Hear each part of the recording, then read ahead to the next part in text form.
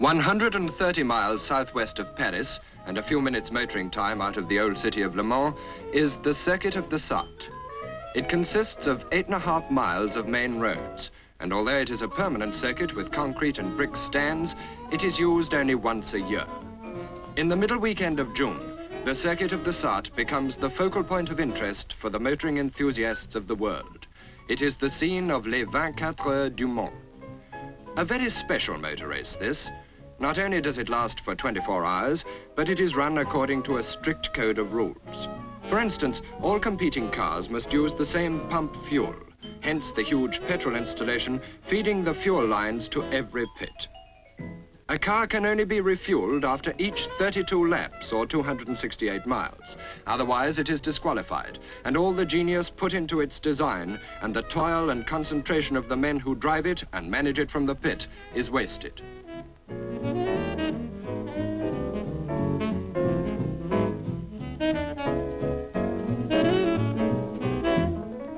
Le Mans is a race for sports cars. Many, like these MGs, are prototypes of new models which will eventually go into quantity production. In makeshift headquarters dotted about the countryside, the cars assemble for final preparation and the team manager comes into his own. His is a great responsibility, for of all motor races, Le Mans is the most international. Its prestige value is enormous, a fact certainly not lost to the manufacturers. An impressive sight, the preparation of the 5 Porsches entered, Germany's most successful post-war sports car developed from the people's car of Hitler's Reich. Air-cooled engine mounted at the rear, lightweight, streamlined shape, a formula which was to prove tremendously successful.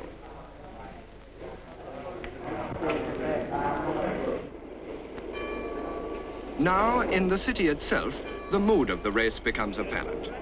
There's an unofficial headquarters at Le Mans, and needless to say, it's a cafe restaurant. With 5 days to go to 4 o'clock on Saturday, faces seen year by year begin to reappear.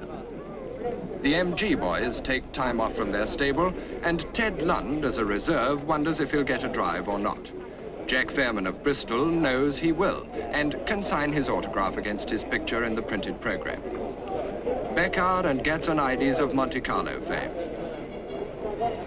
Rolt of Jaguar, Freeman of Dunlop, and Gerald Lascelles, who's fond of motoring.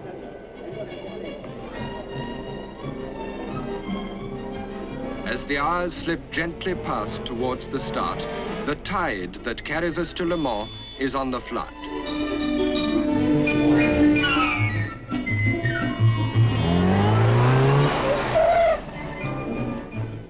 Now, here's an annual problem in that crowded square.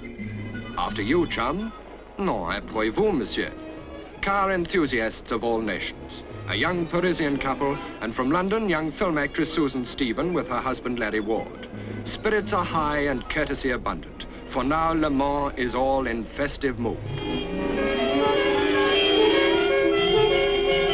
So long, chum. See you at the circuit. By Thursday afternoon, even the drivers are buying programs. Meanwhile, the practice times are front-page news in all the papers, and the race is the topic of conversation at every table and bar in town. You don't have to know the language, so long as you know that the hippodrome is a point on the circuit and not a theatre.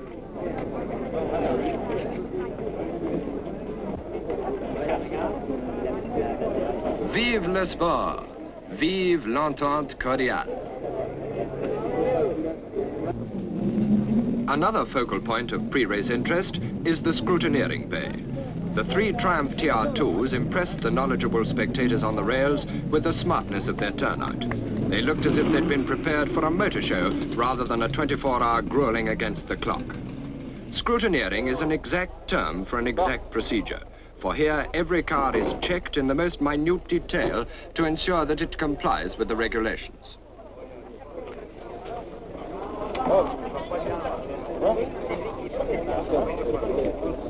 The officials of the Automobile Club de l'Ouest are highly qualified experts at the job. Cars are entered in classes according to their engine size.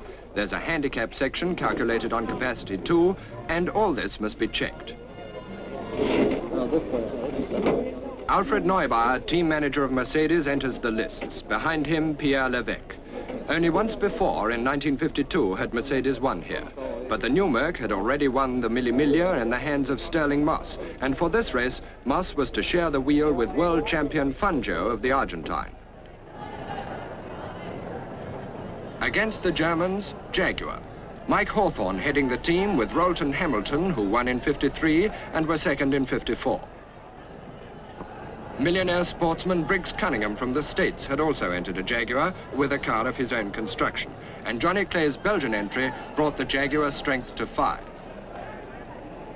The 4.4-litre Ferrari was to head the Italian attack, and the moment of dispute drew nearer hour by hour.